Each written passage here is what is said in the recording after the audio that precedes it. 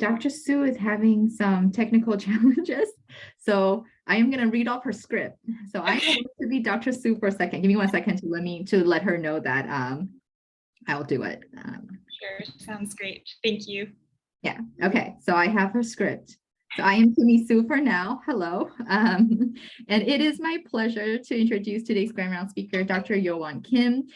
Dr. Kim is one of our wonderful fourth-year residents and is one of the chief residents this year. She's originally from Seoul, Korea, but grew up in Michigan. She is a Wolverine, go blue, through and through, completing both her undergrad degree in neuroscience and Asian studies and a medical degree at the University of Washington. While pursuing her degree, she would often travel back to Seoul to do volunteer work involving children and adolescents, as well as adults with neurodevelopmental disorder, which led to her becoming a neurologist. Dr. Kim has been an outstanding resident these past few years, and our movement disorder group tried very hard to recruit her into our specialty, but ultimately failed. And well, Dr. Sue actually put a quotation mark, said that she blamed Dr. Sammy for this and not herself. Just kidding. Dr. Kim will be staying here at UW after residency, starting her headache fellowship next year.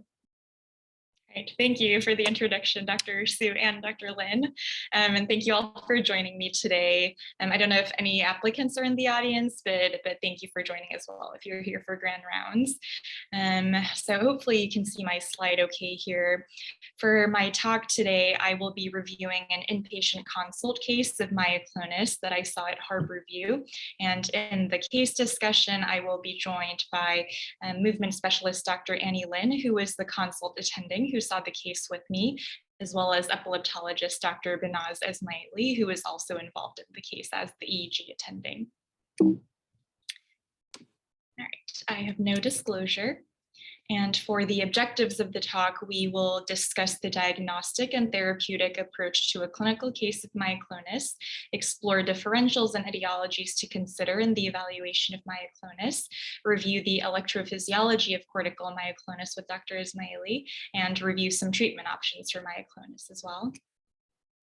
And to start with a brief case introduction, our patient is a 67-year-old Spanish-speaking man with a history of type 2 diabetes, hypothyroidism, hypertension, psoriatic arthritis, and bipolar disorder, who presented to the Harborview ED with failure to thrive. His initial HPI was quite limited, but he had told the ED that he was there because he was an invalid, to quote him directly, and complained of multifocal pain affecting his neck, stomach, and knees, as well as having increasing falls. The ED and medicine admission notes variably described the patient as a limited historian who was agitated or unintelligible. The day after he was admitted to the medicine service for failure to thrive, we were consulted with a rather specific question of whether this patient might have PSP or progressive supranuclear palsy. The medicine attending had some concerns about limited vertical gaze in this patient and reported several exam findings, including coarse resting tremors, intentional tremor, as well as cogwheel type rigidity. Here are some of his initial labs from the ED. His CMP and CBC were grossly normal, except a white count that started from 8 and went up to 12, but normalized quickly. And he had mild anemia, which was chronic for him. His TSH was a bit elevated to 9.4, but this was actually much improved from his prior TSH elevations, which were quite dramatic in the past.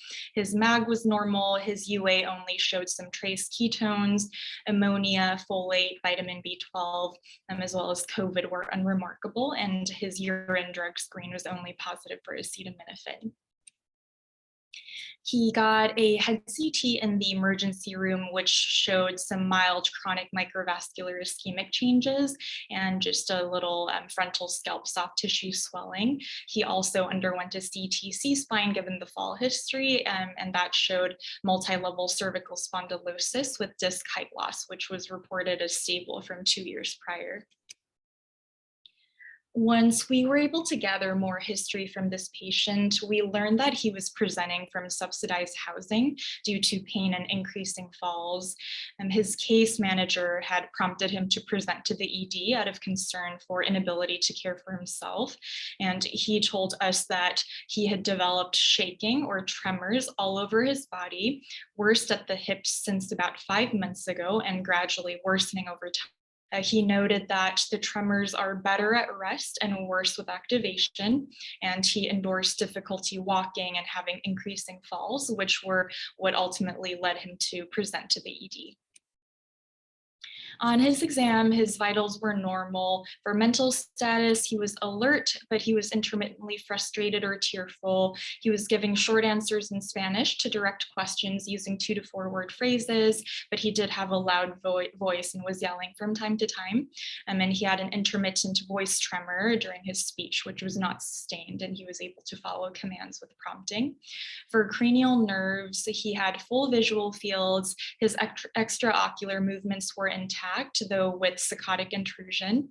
There was no clear restriction with up gaze, despite what the primary team was concerned about, and he had a normal down gaze, and his pupils were equal and reactive, and there was no reduction in his eye blinking as well. And he had full facial expressions, but we noted some facial myoclonus, especially while he was talking, and he was mildly hard of hearing. His tongue protrusion was midline. So next I wanted to show a series of clips from his video EEG that captured his myoclonus. I intentionally did not show his upper face in the video, but I think you should still be able to see some findings in his lower face as well as arms and legs. And I hope it'll come through okay on Zoom without being too choppy, but just so you know, there's no audio, it's just the video. And after watching the videos, I wanted to ask Dr. Lin to describe and comment on the main movement types that she's seeing on the video. So I'll just play them without any commentary the first time and then go back and play them for Dr. Lin again. All right, so here's the first video. And throughout these videos, he's not being told to do anything in particular. He's just resting in bed, and you'll see the nurse come in for a second, but that's about it.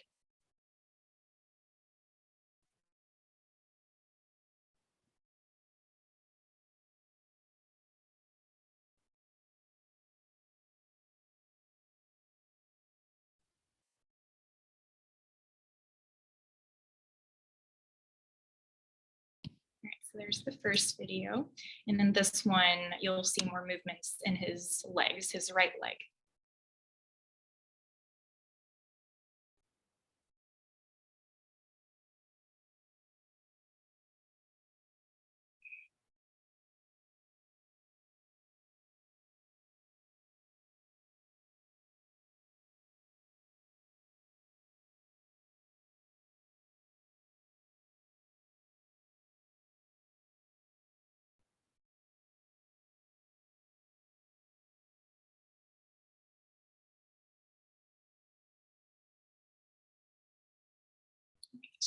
And then here's the last video showing movements in his arms first and then legs, I believe.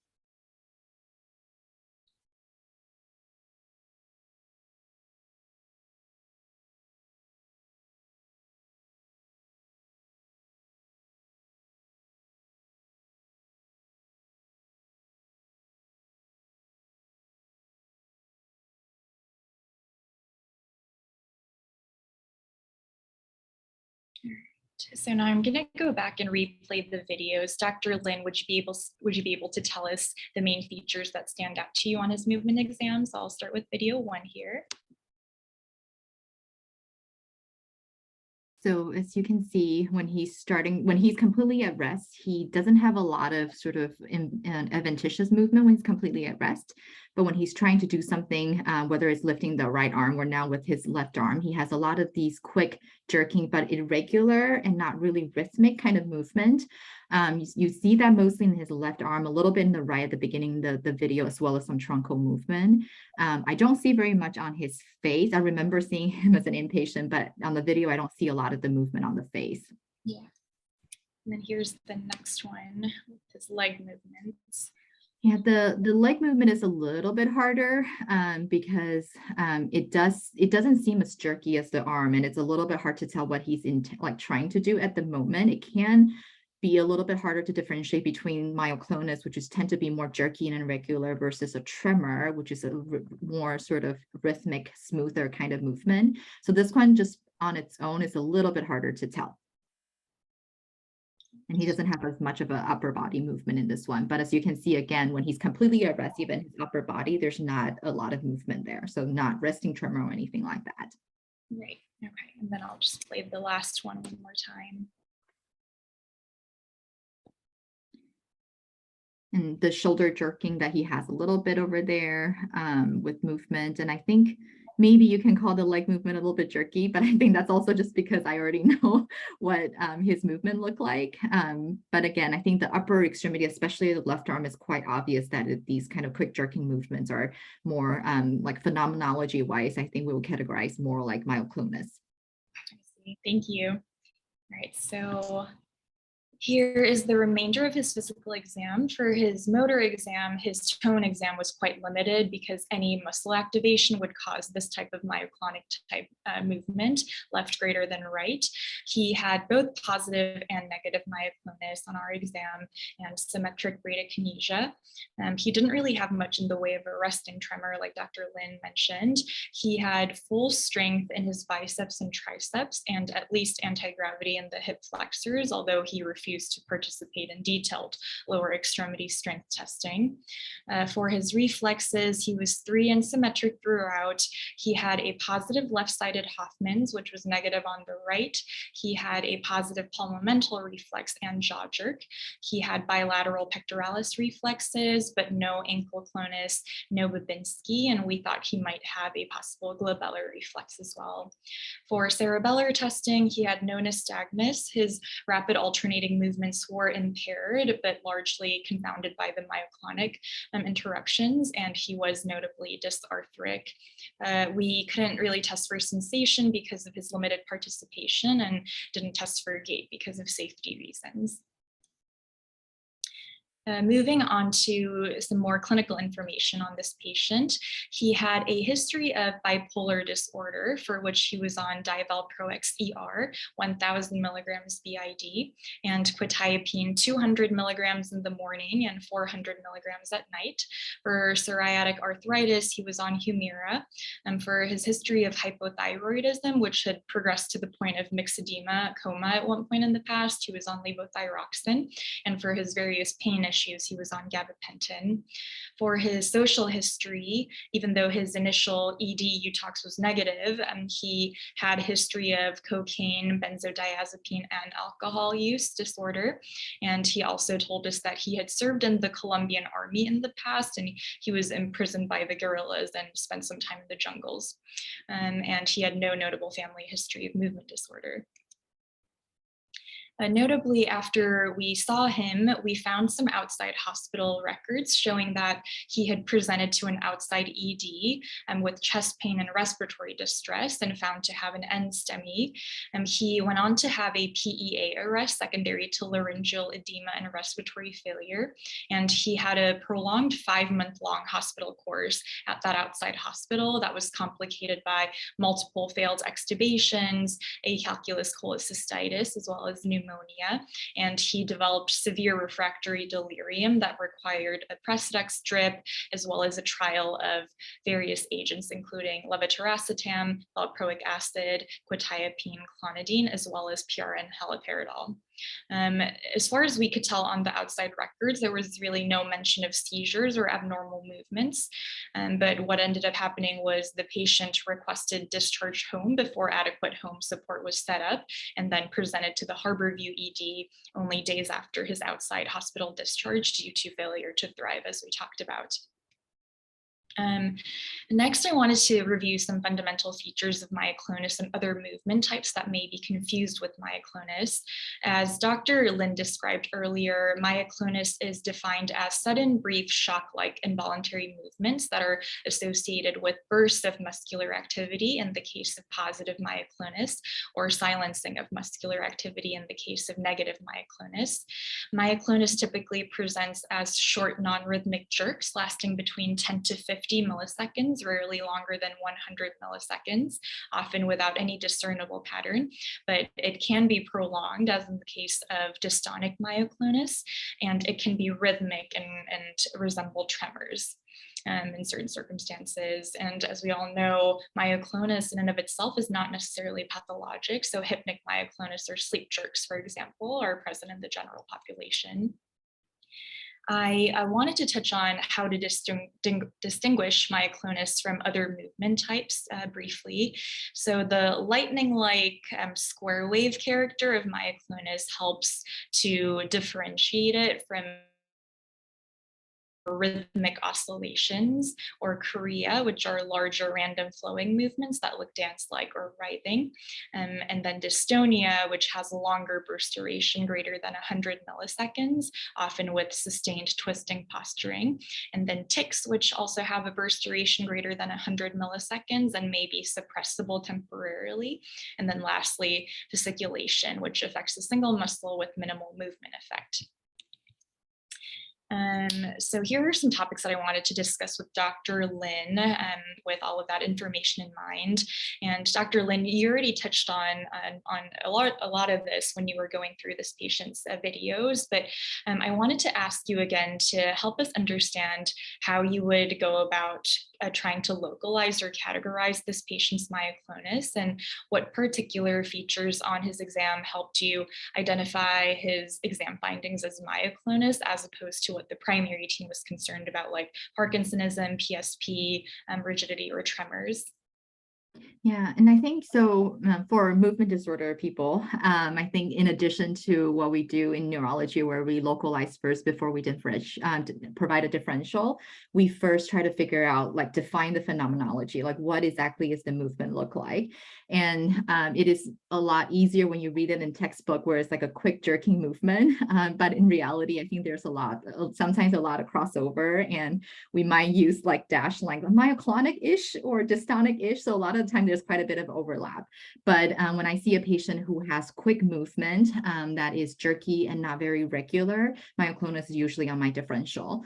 And then the next thing that you wanted to think about is, where is the myoclonus? Is it only involving in one limb? Is it only involving in one nerve distribution? Or is it more generalized? And is there an asymmetry to it? Is there facial involvement? So for this patient, he has a facial involvement. It is generalized, but it seems that it's affecting one area more than the other. So I would think more of it as multifocal. And given that facial involvement overall would make me think that it's somewhere in the brain that is causing it, whether it's cortical or subcortical. And then based on that, then we can start thinking about differential. And in terms of differentiating myoclonus from tremor, I think we talk a little bit more about it in terms of the tremor is a little bit more rhythmic and oscillating. Tics can sometimes look myoclonic, but generally people would describe a feeling that they feel the urge to do it, they have some suppressibility to it, and then after they do the movement, some may describe a sense of transient relief from it. So tics is actually easier to distinguish if the patient does report to that history. And dystonia, generally speaking, is a lot slower. When you read the textbook, I think a lot of papers and textbook describe myoclonus also based on surface EMG finding of how quick the movement is. But in practice, I don't think, at least in our institution, we really don't do that very often. So I think it's just based on a lot of sort of experience and looking at the patient. And in terms of myoclonus and sort of neurodegenerative disorder, it is part of the symptoms, but I would say it's definitely not the defining symptoms for most of the neurodegenerative disorder. You can see it in patients with Alzheimer's disease. You can see it in patients with Parkinson's and MSA. But generally speaking, the myoclonus that we see in, say, patients with MSA and Parkinson's disease are generally sort of smaller amplitude, what we call polymini myoclonus, where you see it more like the finger arrhythmic kind of movement. And I actually never have seen it in patient with PSP. So looking at his movement and knowing that he has a full range of motion of his eyes sort of quickly rule out PSP for me in this situation. But I think, if somebody presents with a lot of myoclonus as their presenting symptom on their exam, neurodegenerative disorder is probably not going to be the top in my differential. It's probably something that we eventually come down to just, again, it's not the predominant symptom that I would expect. I think the only exception to that maybe is cortical basal syndrome, where you can present as unilateral myoclonus, but other than that, it's not going to be the salient features. So I think, differential and how do we do the initial workup will based on where you localize it. And in this situation, I think central is where we wanted to go. So I would definitely think about sort of brain MRIs, and yes, that's the top things to do. Sure. Thank you so much. All right. So just expanding on that topic a little bit more, while I was seeing this case with Dr. Lin on the consult service, she provided me with an article that helped me understand the basic framework for various ways of classifying or describing myoclonus. So there are several different ways of classifying myoclonus that can help us identify the underlying pathology that might be causing the myoclonus.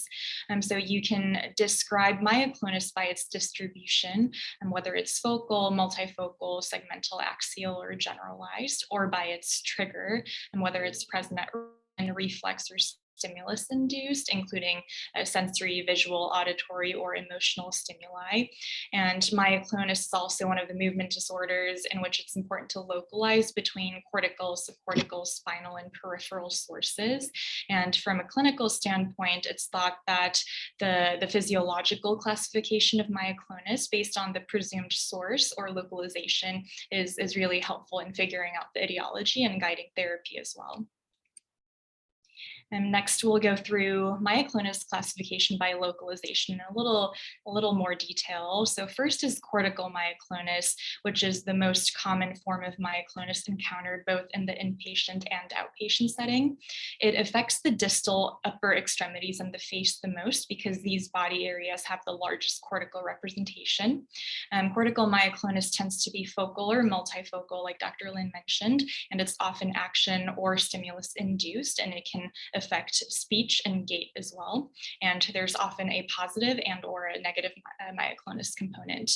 And cortical myoclonus is or can be suggestive of an underlying cortical lesion. So for that reason, often warrants neuroimaging and or EEG.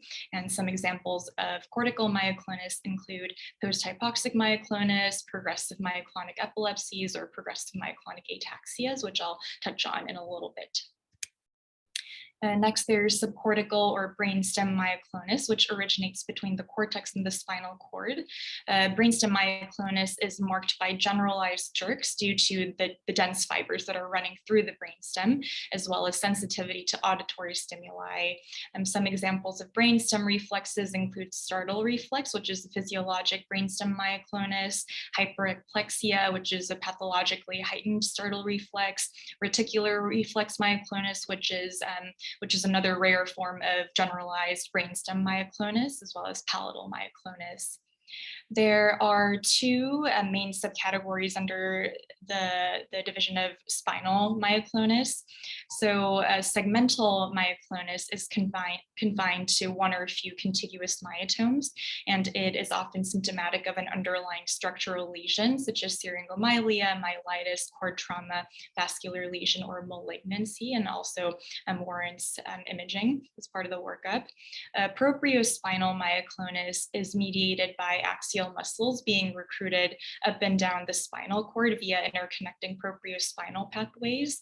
And propriospinal myoclonus can also have axial flexion jerks involving the neck, trunk, and hips, but can be distinguished from brainstem myoclonus by sparing the face and also insensitivity to sound, unlike brainstem myoclonus. It was interesting for me to note that axial jerks have a high association with psychogenic etiology in general, so something worth keeping in mind when evaluating patients with axial myoclonus. And then lastly, there's peripheral myoclonus, which can take on a rhythmic or semi-rhythmic appearance. It's often secondary to a plexus nerve or root lesion, or rarely due to an anterior horn cell lesion. And an example of this would be hemifacial spasm. And before I move on, for localization, Dr. Lin, was there anything else that you would like to add, or is this framework kind of similar to your own approach to localizing? All right. All right, so next I wanted to review a list of differential etiologies to think about when evaluating a patient with myoclonus. In the inpatient setting, we're likely to see patients with myoclonus from toxic metabolic causes or medication effects. And to name a few of these toxic metabolic causes, there are hepatic and renal failure, thyrotoxicosis, electrolyte derangements like hyponatremia or hypoglycemia, metabolic acidosis or alkalosis, Hashimoto encephalopathy, vitamin E deficiency, and a long list of medications, which I've included here. But some of these categories include antidepressants or antipsychotics like clozapine, benzodiazepines, lithium, levodopa, antibiotics, quinolones, and cephalosporins in particular can be promyoclonic, and certain anticonvulsants like gabapentin, pregabalin, lamotrigine, phenytoin, and phenobarbital are all promyoclonic as well. And certain anesthetics like propofol or cardiac medications like calcium channel blockers or antiarrhythmics can generate myoclonus. And interestingly, contrast media can cause myoclonus as well.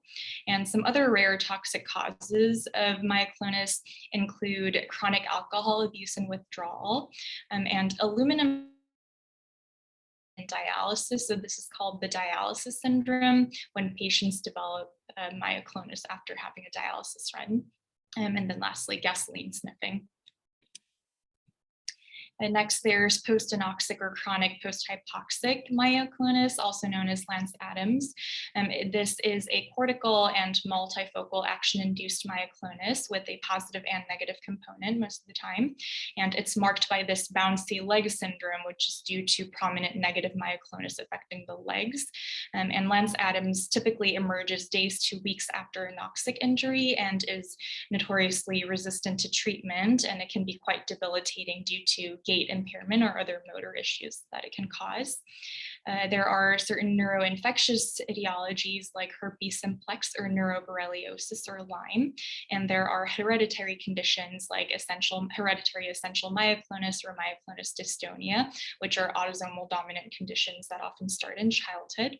And then the neurodegenerative conditions that Dr. Lin mentioned already, like CBD, MSA, DLB, Parkinson's, and Alzheimer's can be associated with myoclonus. Epileptic myoclonus syndromes include JME or juvenile myoclonic epilepsy, and a group of rare disorders called progressive myoclonic epilepsy, which is marked by myoclonic epilepsy, generalized tonic-clonic seizures, and progressive ataxia and dementia. And I don't want to get into the esoteric details too much, mostly because I'm not an expert, but a couple examples of these disorders include myoclonic epilepsy with ragged red fibers, or Lafora body disease, which is the disorder of glycogen storage. And these are all marked by disabling action myoclonus. And then lastly, there's progressive myoclonic ataxia, which is marked by prominent myoclonus and ataxia, but without associated epilepsy or dementia. And it can be related to systemic conditions like celiac disease, mitochondrial disease, vitamin E deficiency, etc. So after reviewing the differential etiologies for myoclonus and the general approach to localizing myoclonus, we can go back to our patient case here again to complete the remainder of his workup. After our initial evaluation, we recommended an MRI of the brain with and without, as well as a C-spine MRI. And here is his brain MRI, which essentially showed moderate brain volume loss and some chronic microvascular ischemic changes, but there was nothing that really stood out to us in particular. His C-spine MRI, interestingly, did show some evidence of myelopathy at the level of C3 and 4, which is marked here. There was moderate central canal stenosis with ventral cord effacement and T2 signal abnormality, which you can kind of see on the axial cut here with the arrow sign. And Dr. Lin, would you say that you had some clinical suspicion that his myoclonus might be attributable to this lesion, like spinal myoclonus, or were there certain features that you thought were discordant or not explained by this finding? Yeah, I think this, definitely wanted to, oh, can you hear me? Okay. Definitely wanted to consider, especially when there's some asymmetry to it as well. But then the fact that he also had facial involvement would indicate that there's something probably higher cortical. And then also his exam finding also including a jaw jerk as well, possible glabellar, which would further support is probably more cortical than a myelopathy. Okay. All right, so next I'd like to hand it over to Dr. Ismaili, who is the EEG attending on service when we recommended a spot EEG for this patient to look for any evidence of cortical findings associated with his abnormal movements. Should I stop sharing my screen, Dr. Ismaili? Yeah, I think that would help. Okay, I'm gonna go ahead and do that. Thank you. Can you see my slides? Yes, you can see it. The presenter view. We just see your slide. Sorry. We just see your slide. Okay, good. So thank you, Yeo Won. I will review EEG findings in cortical versus subcortical myoclonus, and also briefly review the EEG that we have for the current patient that we're discussing, as well as a brief discussion on EEG findings in patients with myoclonus after cardiac arrest and how we can use these EEG findings to predict outcome in these patients. As Yeo Won mentioned, the diagnosis and classification of myoclonus can be done using clinical features. Neurophysiologic testing helps us confirm the diagnosis and classification, and also to better understand the physiologic mechanisms of myoclonus. Physiologic classification of myoclonus can be done using EEG, EMG, simultaneous EEG and EMG, and also SSEPs. Here, I will mainly focus on EEG findings. Using neurophysiologic data, we can classify the myoclonus as either cortical or subcortical. Epileptiform abnormalities on EEG, spike wave discharges or polyspike wave discharges in association with myoclonus typically suggest it's of cortical origin. These are two examples of myoclonic cortical myoclonus, one in juvenile myoclonic epilepsy and the other one in a patient with progressive myoclonic epilepsy. They both have EEG and EMG tracing, simultaneous EEG and EMG recording. As you can see here, in association with myoclonus that is captured using EMG from deltoid muscles, there are polyspike wave discharges on EEG. Similarly here, there are polyspike wave discharges, generalized polyspike wave discharges in association with some of these myoclonic jerks that are recorded using EMG from hand muscles. Typically, in cortical myoclonus, there are generalized or multifocal spikes, polyspike wave discharges with or without associated myoclonus. However, the absence of epileptiform abnormalities or EEG spikes in association with myoclonus does not rule out its cortical origin. In subcortical myoclonus, on the other hand, there are no EEG correlates or EEG spikes in association with myoclonus. This is the EEG from the patient that Yeo Won is discussing today. This EEG was obtained 4 months after cardiac arrest. As you can see here, the background is continuous. There is an anterior to posterior gradient for both frequency and amplitude. There is a posterior dominant rhythm of 7 Hertz. So there is mild generalized background slowing, and also some low amplitude delta activity, and bilateral slowing is more prominent when he is drowsy.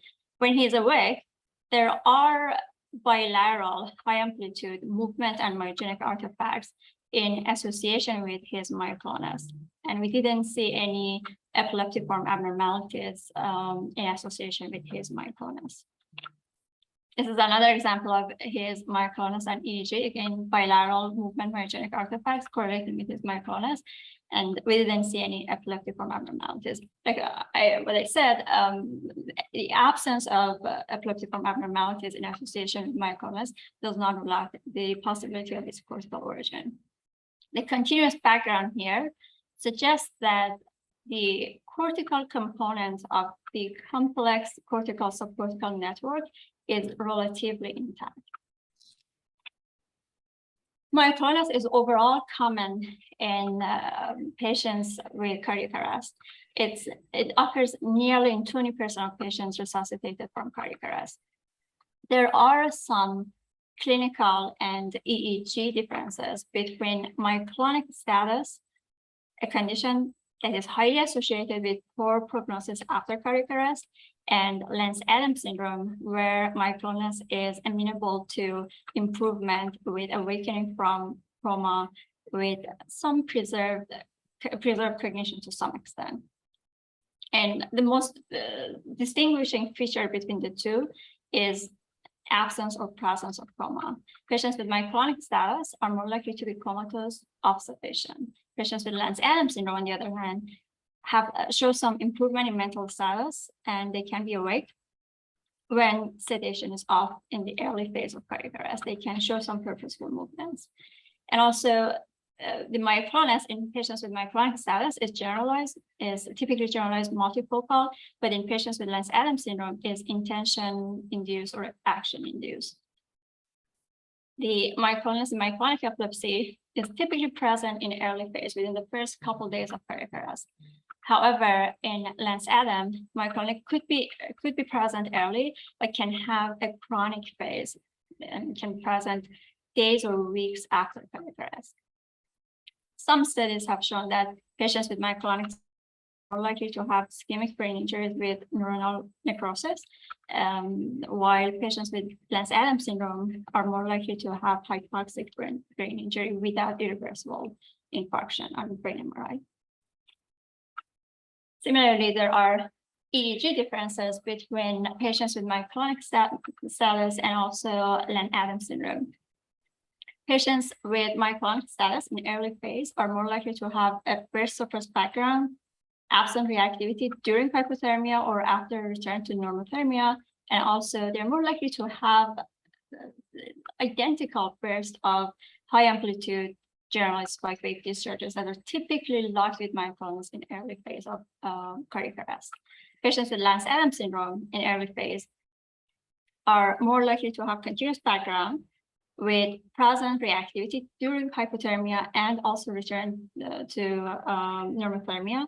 And they're more likely to have midline or parasagittal spike wave discharges that are narrow and of low amplitude. And they're more likely to respond to anti-seizure medications. EEG is just one part of multimodal prognostication that we do for patients with cardiac arrest. So patients with Lenz-Adams syndrome are also more likely to have present SSCPs and present brainstem reflexes on exam.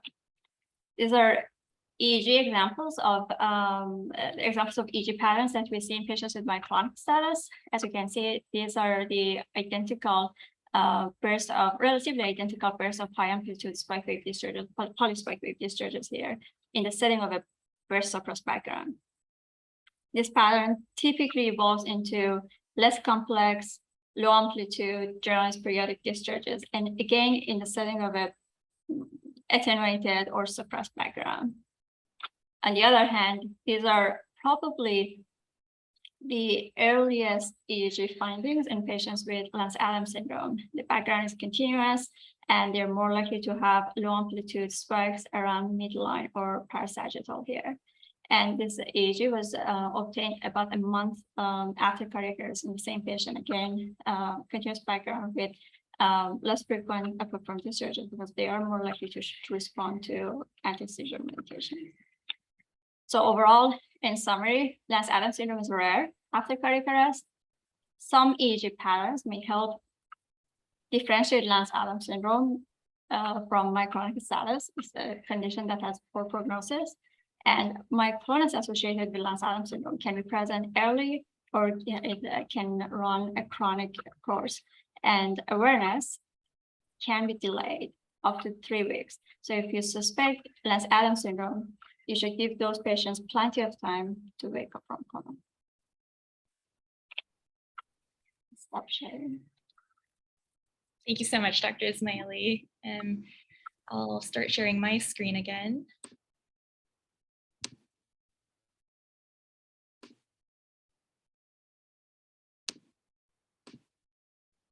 Okay. So going back to the remainder of the workup for our patient, I saw this patient while I was only briefly covering the consult service, so most of these ensuing diagnostic steps occurred after my time on service, but from chart review, I saw that his workup was brought in to include additional infectious studies, as well as a screening for malignancy or a paraneoplastic process.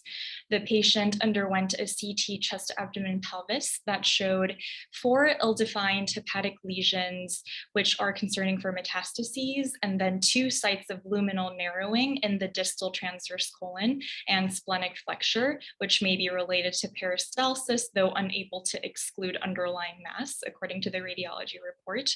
So after these lesions were found, there was an unsuccessful attempt at a hepatic biopsy. So instead, the patient underwent a repeat CT chest, abdomen, pelvis 2 weeks later, which showed that the previously seen hepatic lesions were decreased in size and therefore felt to be more consistent with resolving inflammation.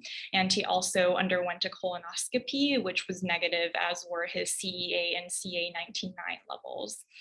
He had a serum paraneoplastic antibody panel that was negative, and he had a lumbar puncture, which showed a bland basic profile. His CSF cytology and flow cytometry were negative for malignancy, and he also had a CSF autoimmune encephalitis panel sent that was negative. And some additional infectious labs, he had an HIV and syphilis check that was negative, Lyme was negative, vitamin E, sorry, that's my email, Lyme, vitamin E, celiac serologies were all negative. And then we checked his Depakote levels as well, because he was on that before and the levels were not toxic. And then for Dr. Lin, I believe many of these studies might have been completed after your time on service as well, but I was interested to know, when you see a case of myoclonus with such a wide list of underlying differentials, would you agree with broadening the workup routinely to include a lumbar puncture, malignancy screening, and looking at paraneoplastic and autoimmune causes, or is there anything that you would recommend doing differently? Yeah, so actually I did a lot of this. Okay. Yeah, so the reason that we did this was because the patient himself reported that the jerking movement started before his cardiac arrest or his hospitalization, that with the cardiac arrest as part of it. So he insisted on it no matter how many times we asked him. Because of that, although I'm not so sure if he's truly understanding our questions or how reliable that history is, but he says that these jerking movement and difficulty with walking all started before the hospitalization. So giving him the benefit of doubt, although it's not really consistent with what we saw in the outpatient record, where they didn't comment on any abnormal movement and all that until he was discharged from the hospital. But because of that, and he has risk factors, we decided that we wanted to broaden the workup, starting with just, quick screening for malignancy, and then found the chest, abdomen, pelvis abnormality, and that's where we went down the rabbit hole. But if he has a history that is consistent with a cardiac arrest and then his exam based on that, I probably would not do any of these testings. I see, but if there's more uncertainty, it might be reasonable to pursue these studies. Okay. So in the end, after his broad workup, our leading suspicion, as Dr. Lin already mentioned, was that this patient had a type of cortical myoclonus called chronic post-hypoxic myoclonus, which is also called Lance-Adams syndrome. And Dr. Esmaili already gave an excellent review, but just to add a little bit more, Lance Adams was first described in 1963 in a case series of 4 patients who developed dysarthria, ataxia, and action or intention myoclonus days after resolution of coma from cardiac arrest. The exact pathophysiology is not well known, but we know that the myoclonus typically appears days or weeks after the hypoxic episode. And then there is this characteristic action myoclonus, which tends to be multifocal, as we saw in our patient. There can be associated dysarthria and ataxia, which can improve over time, but the myoclonus itself tends to be fairly refractory. And the duration of coma or the severity of the initial anoxic injury appears to be highly variable in reported cases of Lance Adams. And as Dr. Esmaili mentioned, it's important to distinguish Lance Adams from acute hypoxic myoclonus, which is associated with very high mortality. And then in considering some alternative differentials for our patient, we discussed that cortical myoclonus can also be associated with underlying neurodegenerative conditions.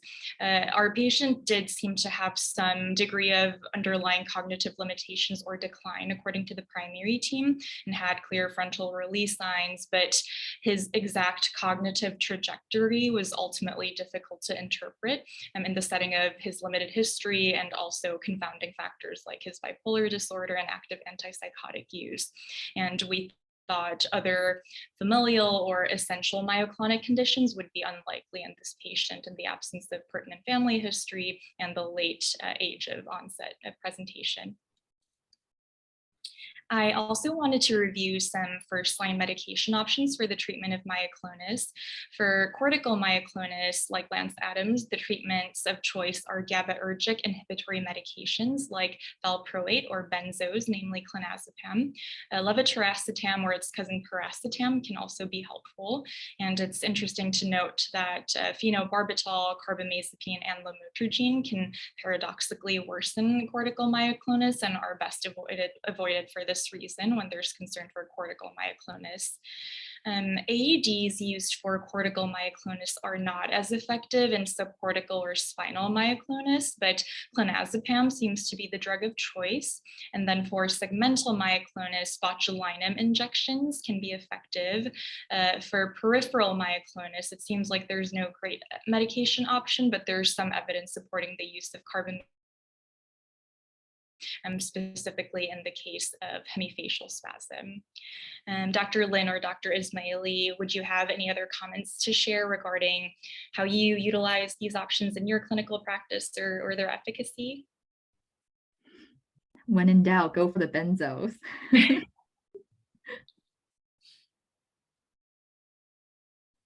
Yeah, I mean, you can, most of them end up being on 3 levetiracetam, Depakote, and benzodiazepine, some benzodiazepine. But like any other, I mean, if you look at them as seizures, any other seizure, I look at the comorbidities, and then you will pick one of these medications and try, and you go from there. Yeah, I mean, most of them will continue to have myoclonic jerks despite all of them. Actually, too, sometimes there's a couple patients that I've seen actually ended up getting worsening myoclonus or developing myoclonus on either levetiracetam or valproic acid for some reason. It was only the timeline that we figured it out, and then we back off, and then the symptom improved. But yeah, just so always think about, trying it or retrying medication, or rethink about your medication. I see. All right, thank you both. So going back to wrap up our clinical case, this patient was started on valproic acid 500 milligrams BID, which was shortly up titrated to TID dosing, but then his course was complicated by hyperammonemia to the 200s, so he didn't really develop any signs of concern like encephalopathy. His valproic acid dose for that reason was decreased back down to BID dosing, and he was started on levocarnitine at the time of his discharge to an adult family home, and his ammonia levels then normalized. And this patient is now followed in the movement disorders clinic for persistent myoclonus. And I saw that his valproic acid dosing was again increased to TID. Notably, he is still on a couple pro-myoclonic medications like quetiapine and gabapentin. So it was recommended to the PCP that these be tapered off if at all possible, in addition to propranolol taper, which he had been started on briefly with the question of tremor, but we felt more confident that this was consistent with myoclonus rather than tremors. And then levetiracetam was never offered to him because of his extensive psychiatric history.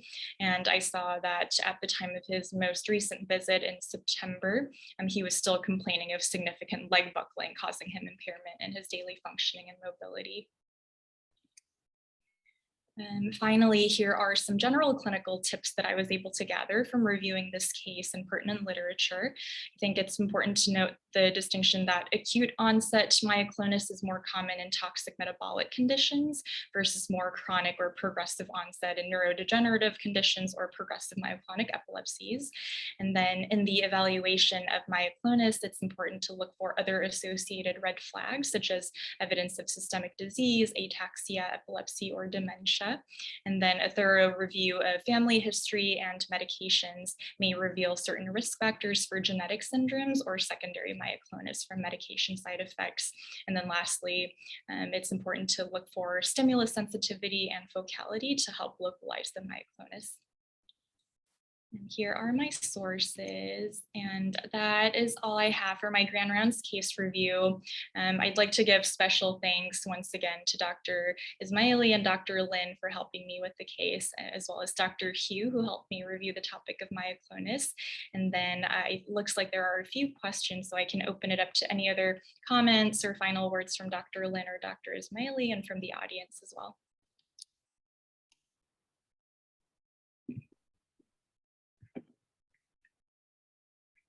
Hi, Dr. Bird. Hi, thanks a lot. A wonderful case, interesting presentation. I had two comments. The first is in my role as a neurology historian. I want to point out that basically this syndrome was reported by the first chief of neurology at the UW, Dr. Plum. And it was by Plum and Posner. It was actually described a year before Lance and Adams in 1962. Although I don't remember if they had any cases with myoclonus, and that may be why Lance Adams rose to the top. But Plum and Posner described something very much like this. And in fact, a couple of their cases died and had neuropathology, and they had white matter disease, which they thought was related to the syndrome. And my other comment was the MRI you showed, there did look like there was some white matter disease posteriorly. And I also wondered about the cerebellum. It looked like there might be cerebellar atrophy, or was I wrong about that? Yeah, there was. I don't think the radiology report called it specifically, but on the sagittal cuts, his cerebellum did look smaller. It looked quite remarkable in terms of cerebellar atrophy. Yeah. Which has been reported in patients with Lance Adams syndrome. So they are very sensitive to the Purkinje cells in cerebellum are very sensitive to ataxia, and in patients with Lance Adams syndrome, hypothesis is they have loss of those cells in cerebellum as part of their pathophysiology. I just looked up that Plum and Posner reference. It was in the Annals of Internal Medicine in 1962. 2 years before Lance and Adams.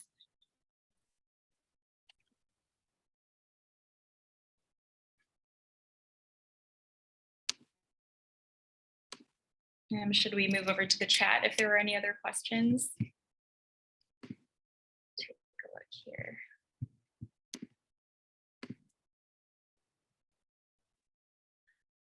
Is levetiracetam so likely to worsen a person's mental health disease? Say if somebody has bipolar and they're on a mood stabilizer, is levetiracetam so likely to be a problem that it would be considered a contraindication if nothing else is working, or if the myoclonus is really causing a decrease in their quality of life, would you still give them a shot at levetiracetam?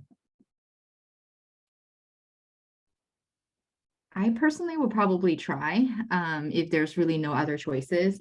But I think at least when I interacted with this patient, he was already having a lot of difficulty within the hospital, and people, I think staff were having a lot of hard time sort of, because I don't think he's intentionally yelling, but he's yelling all the time. And it already makes very challenging to interact with him. And at the time, I don't think he has tried a lot of the other choices yet. But if we really, have no other choices, and he has sort of, at least case manager or people that can make sure that he is being somewhat monitored, then I will be willing to try levetiracetam.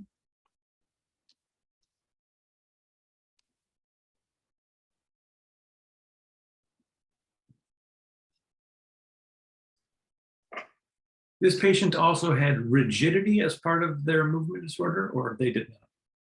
So that was a concern from the primary team, but what we found on our exam was that it was a lot of kind of myoclonic resistance, because whenever he was moving his arms, he just had the myoclonus recur. But it was difficult to truly examine his resting tone for that reason. I see. Yeah.